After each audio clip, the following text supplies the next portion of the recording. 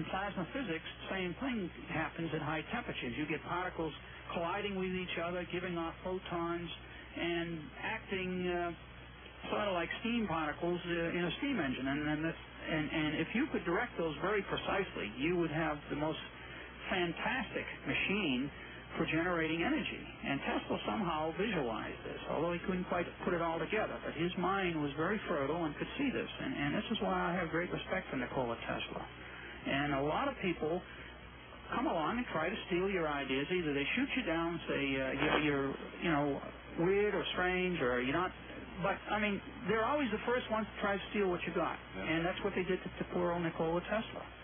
And the thing that really bugs me, if you look at the new book on Tesla, Man Out of Time, they had the gall to award him an Edison medal back in 1917, and they expected him to take this with great humility. I mean, he had already turned down a Pulitzer for a Nobel Prize for physics along with Edison because he was going to have to share it with us. Well, Edison stole about $50,000 worth of his ideas and promised never paid him. So, I mean, I can see why the Tesla went the way he did and felt remorse against Edison. You know, when you talk about the ball lightning, Bob, but if you form this with this big coil, this big tensor coil, and what does it do? Does it suspend in the air? It hangs in the air. It sometimes rolls around. I've only done it 5 times, and I have published one picture on it, which is published in Radio Electronics, February 1981. And that has some pictures of ball lightning in that particular issue. And I have devised a way of doing it with lasers, which is part of the pyrosphere fusion reactor concept. And this device will actually make ball lightning every time. And this is what I've started a foundation called Pyrosphere Fusion Foundation, and we have offices now in the World Trade Center in New York City. And we are going to raise $3 million to build this fusion reactor concept, build a device to show that we can get up to these high temperatures, and we only need 2 years to do it in. And we've already got approval from the IRS to raise money and give tax exemptions to large corporations. And this is how we're going to develop this device, because this concept is just too advanced for people in the Department of Energy, and I feel very good about surviving. It's a gasoline engine; they don't understand. Right. If it doesn't have a spark plug, then it can't run. And this is. Unfortunately, the Department of Energy is being disbanded anyway. I'm glad that I've outlived the Department of Energy.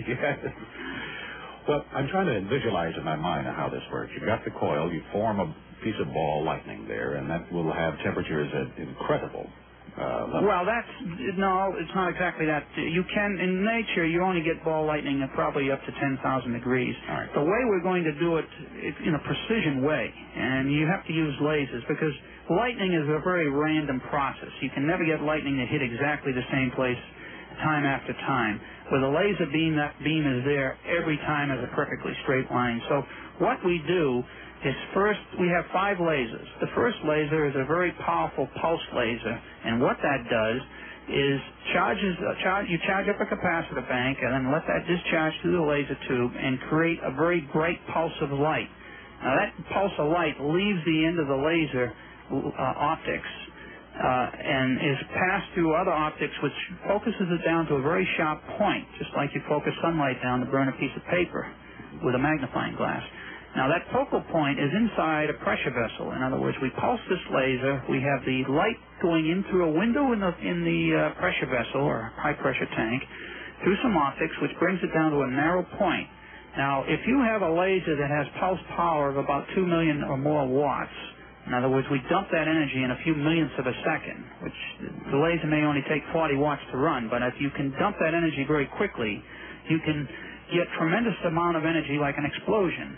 If you have a match, which is about approximately 7 watts, and you use all that energy in a millionth of a second, you have 7 million watts of energy very quickly. Now, with a laser light, we can do that. We can actually fill a large water tank and then pull the bottom out and dump all that energy quickly. And that creates a laser spark.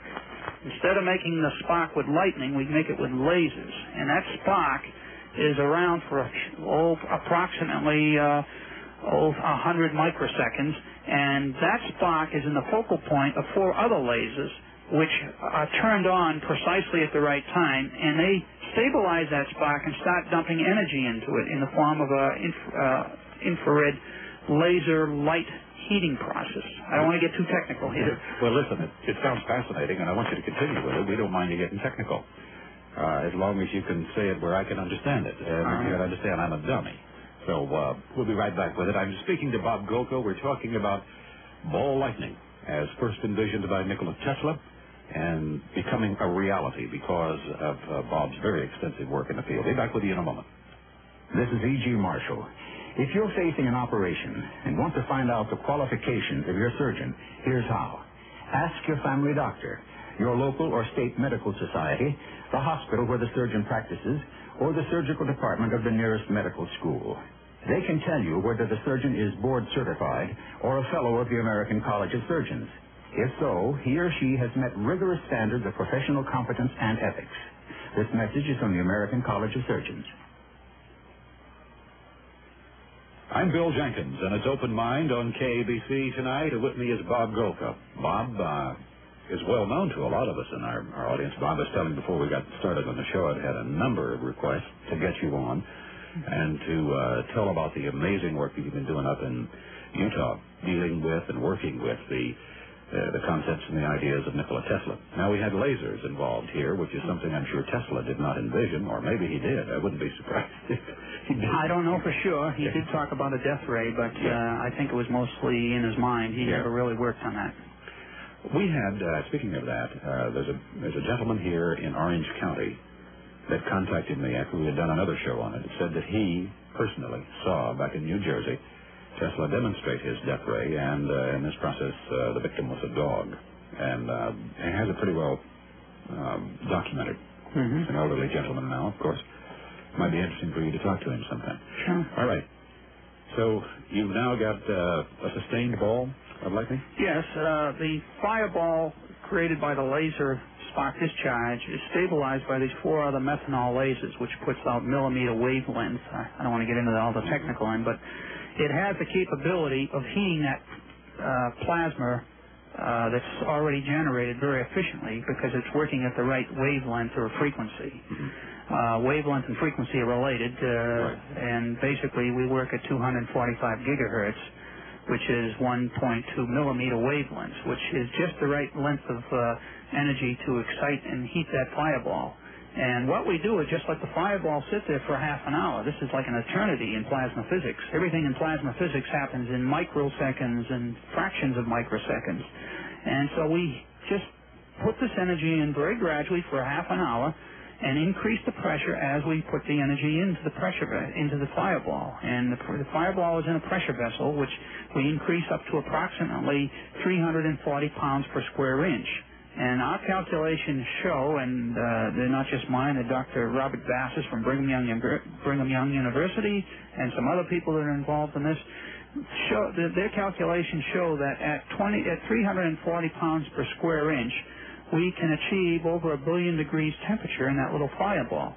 Because the boundaries of the fireball there's actually, it looks like an onion if you took an electronic microscope to it.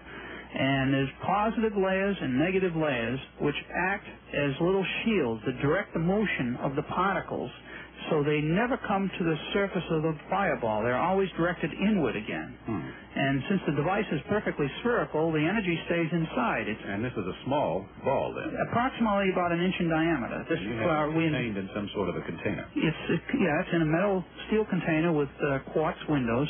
And it's so simple to build with present technology. It's amazing that we haven't just got the money a long time ago from one large corporation. Well, if that ball is that hot, what's keeping it from vaporizing the steel? Well, the fireball sits inside a tank that's about 1 foot in diameter, and all the energy is contained in that fireball. And the only thing that keeps the heat from getting out is the boundary layers in the fireball. There's actually I'll give you an example of what a boundary layer can do. Have you ever gone swimming in the ocean and noticed that there's warm currents and cold currents? Right. Do you ever wonder why the water doesn't mix out? And, there's a mechanism there. Yeah. And we take advantage of the same mechanism. Take the Gulf Stream. That goes for thousands of miles, and it's warmer than the water around it, and yet it doesn't mix out. It doesn't mix out. There's a reason for that. Not well understood, but there is.